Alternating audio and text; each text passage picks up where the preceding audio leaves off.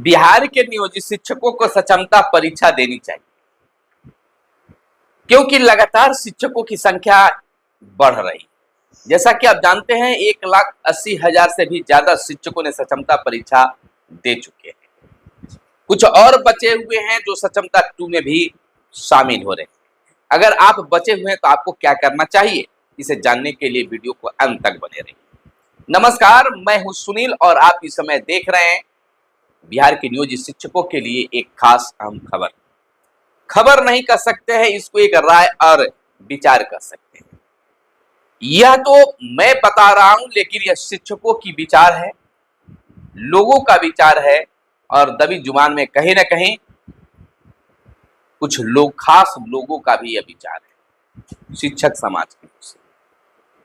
आपको बता दें, चाहे वह शिक्षक संगठन के नेता हों या मीडिया कर्मी जो आपके लिए खबरें परोसते हैं, या खुद मैं हूं, मेरे पास भी लगातार फोन आ रहे हैं और अन्य माध्यमों से भी यह पूछने का काम किया जा रहा है। लोग, शिक्षक पूछ रहे हैं कि सक्षमता 2 की परीक्षा का फॉर्म जो है निकल गई है, क्या करें। तो जो विचार सामने आ रहे हैं उसके आधार पर मैं आपको बताना चाहूंगा तमाम शिक्षक बंधुओं से कि सक्षमता 1 का लोगों ने विरोध किया, शिक्षकों ने विरोध किया।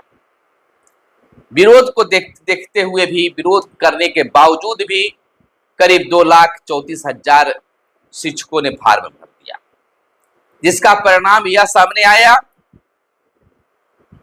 कि शिक्षक जीती हुई लड़ाई हार गए। फिर हाई कोर्ट, सुप्रीम कोर्ट की मामला आई। आशा थी कि सुप्रीम कोर्ट से हमें जीत मिलेगी, लेकिन सुप्रीम कोर्ट हाई कोर्ट के पाले में गेंद को डाल दिया।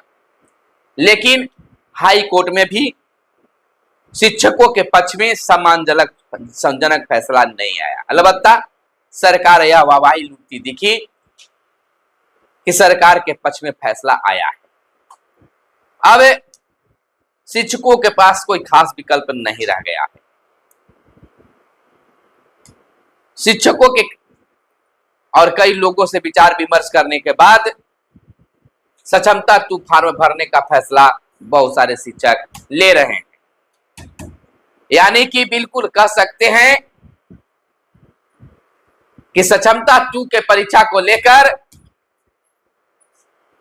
फॉर्म भरने का सिलसिला जो है लगातार जारी है।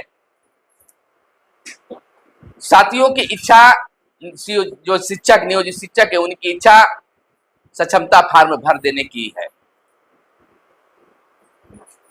कई शिक्षकों ने एक दूसरे से वादा किया था कि आप जो कहेंगे भरेंगे। अब शिक्षक संगठन भी इस पे आगे आ रहे हैं, कह रहे हैं कि बहुत सारे लोग जो हैं वह फॉर्म भर चुके हैं, अब हमें क्या करना चाहिए। आप सभी को क्या करने की जरूरत है। मीडिया के माध्यम से, सोशल मीडिया के माध्यम से तमाम चीजें सामने आ रहे हैं। लोग यह भी जानते हैं कि विशिष्ट शिक्षक बनने में फिलहाल कोई खास फायदा दिखाई नहीं दे रहा है, लेकिन यह देखने को मिल रहा है कि अधिकांश शिक्षक जो हैं सक्षमता का फॉर्म भरने के लिए बिल्कुल कमर कसकर तैयार हैं। जब 4 लाख शिक्षक मिलकर लड़ाई लड़े तब तो कोई खास चीज नहीं मिला, लेकिन यह जरूर है कि जो भी कुछ मिला है शिक्षक संगठन के संघर्ष के ही नतीजा है।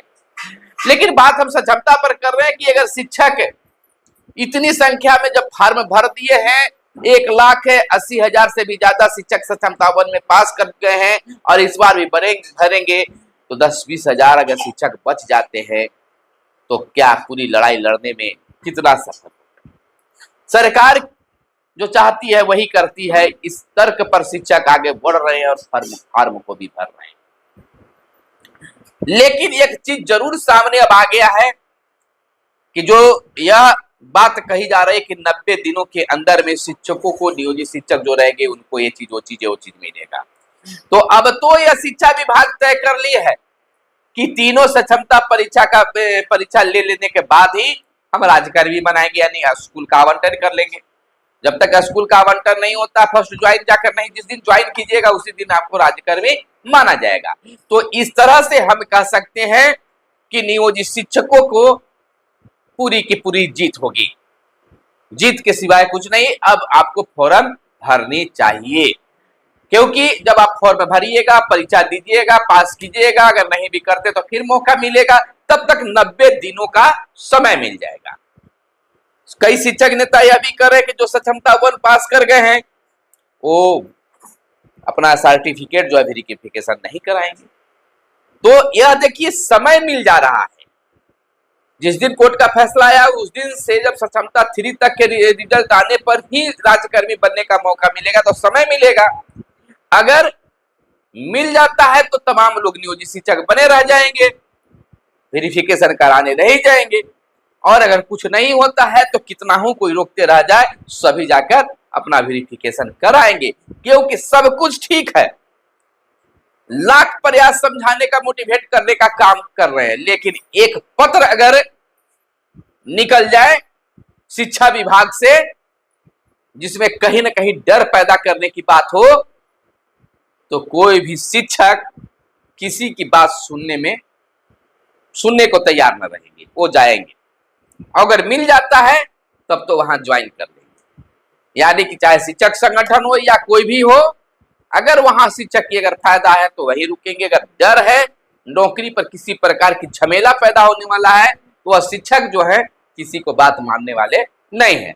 इसलिए तमाम शिक्षक जो है सक्षमता 2 की परीक्षा में बैठना चाह रहे हैं और बैठना भी चाहिए, क्योंकि सरकार योजना बनाई है। आप अगर नहीं बैठना चाहते तो क्या आपकी सोच है? हालांकि अभी भी कई शिक्षक नेता इस बात पर अड़े हुए हैं कि नहीं देनी चाहिए, उनकी भी एक खास तर्क है। लेकिन अब क्या वो नेताजी कहेंगे, क्योंकि अब वो भी समझ गए हैं कि अगर शिक्षकों को फायदा है तो हमारी बात मानी जाएगी, और नहीं फायदा है तो बात नहीं मानी जाएगी।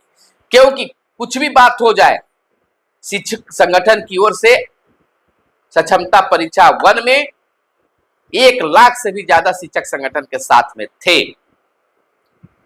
तो यह ऐसा नहीं है कि शिक्षक संगठन के कैडर नहीं है, लोग हैं, लेकिन कुछ खास नहीं होने के कारण इस बार सक्षमता की फॉर्म भरने के लिए तमाम शिक्षक तैयार हैं।